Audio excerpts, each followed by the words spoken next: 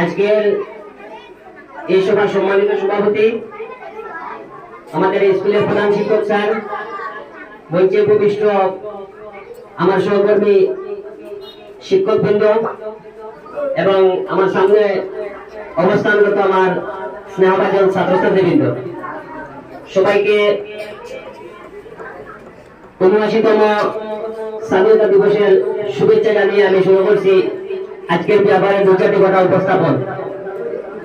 দেখো, আমরা সবাই জানি আমাদের দেশ ভারতবর্ষ 1947 15 আগস্ট ইন্ডিপেন্ডেন্স পাইছে। সেই ইন্ডিপেন্ডেন্স পাওয়ার থেকে লেগে আজকে আমরা ৭৯তম স্বাধীনতা দিবস হিসাবে আমরা আজকে দিনটি পালন করতেছি। দেখো, স্বাধীন শব্দটা শুনলেই একটা জিনিস আমাদের মনের মধ্যে উদয় হয় যে পরাধীন শব্দটি, অর্থাৎ আমরা পরাধীনতার শিকলে আবদ্ধ ছিলাম।